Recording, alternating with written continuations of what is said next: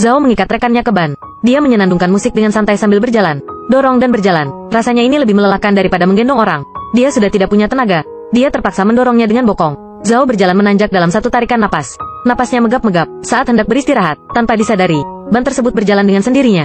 Gawat, ban langsung menuruni bukit. Saat menuruni bukit untuk memeriksanya, kaki rekannya keluar. Zhao tidak khawatir, karena rekan kerjanya sudah lama meninggal. Tujuan perjalanannya adalah untuk membawa rekannya kembali ke kampung halaman, agar dia kembali ke tempat asalnya. Zhao terus menggendong rekan kerjanya di jalan. Entah berapa lama, dia menyadari bahwa sepatunya sudah rusak. Lalu, dia memakai sepatu rekan kerjanya. Dia merasa cukup nyaman setelah dipakai. Zhao merasa sepatu kanan agak tinggi. Dia mengeluarkan sol yang ada di dalam. Tak disangka ada uang di dalamnya. Dia tidak punya uang sekarang. Uang ini kebetulan menyelesaikan kebutuhan mendesaknya. Zhao berpikir, jika kembali dengan berjalan, rekannya pasti sudah mulai berbau. Mungkin semuanya akan membusuk. Dia berencana menyewa mobil untuk pulang. Sebagai teman, uang itu harus dibayar sendiri. Zhao menjamin untuk memakai uang pensiunnya terlebih dahulu, dan akan cari cara untuk mengembalikannya ketika pulang. Setelah berdiskusi dengan pengemudi, Zhao pergi ke restoran dan makan enak. Tak disangka, ini adalah restoran gelap. 3 makanan seharga 600 yuan. Zhao pasrah. Bagaimanapun, makanannya enak. Saat ini, pemilik restoran mengejarnya dari belakang. Mereka berkata, 2 lembar uang dari 600 yuan yang dibayarkan oleh Zhao adalah uang palsu. Zhao tidak berdaya dan mengambil 200 yuan lagi. Zhao memeriksanya dan ternyata itu juga uang palsu. Zhao merasa ada yang tidak beres. Dia memeriksanya sendiri dan menyadari semua uang palsu sama sekali tidak bisa digunakan. Dia terpaksa membakarnya untuk rekannya. Saat ini, Zhao tidak tahu harus berbuat apa. Bagaimana menjelaskan tentang 5.000 yuan ini kepada keluarga rekannya? Meski menggendongnya pulang, perjalanannya sangat jauh. Tidak yakin kapan akan tiba. Dia terpaksa menguburnya di hutan. Setelah menggali lubang, Zhao mencobanya sendiri, dikelilingi oleh kicau burung dan bunga. Yang jauh dari hiruk pikuk kota, Zhao tiba-tiba memiliki ide untuk bunuh diri dan ingin dimakamkan di sini bersama rekan kerjanya. Dia memperbaiki rambutnya. Kemudian, dia mendorong batu dengan kencang.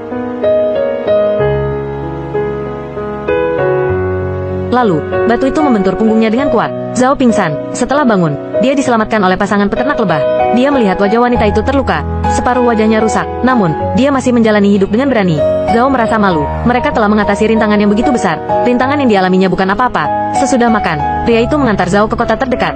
Saat tiba, langit sudah gelap. Kemudian, dia melihat salon yang masih buka. Dia meminta gadis di salon untuk membantu merias wajah rekannya. Dia juga berlutut setelah berbicara. Setelah tahu tentang apa yang terjadi pada rekannya, gadis di salon bersedia untuk membantu.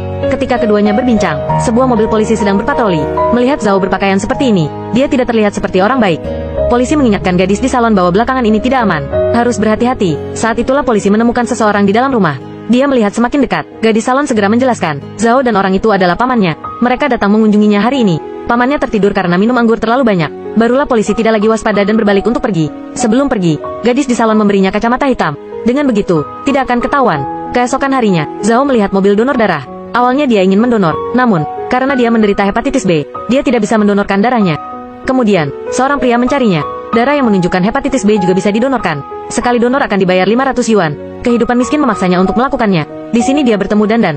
Dia baru tahu bahwa itu adalah usaha ilegal. Zhao tidak ingin menyakiti siapapun dan ingin pergi dari sini. Tanpa diduga, polisi bergegas masuk. Pengusaha ilegal ditangkap. Zhao dan dibawa ke kantor manajemen. Pemerintah sangat bertanggung jawab. Tidak hanya diberi makanan dan tempat tinggal, mereka juga diantar pulang dengan gratis. Pada saat pertemuan di malam hari, pertunjukan yang dimainkan oleh Zhao dan Dandan membuat suasana yang tak bernyawa menjadi hidup secara instan. Karena pertunjukan ini, keduanya saling menyukai. Pada akhirnya, karena hanya boleh sendirian, mereka harus berpisah.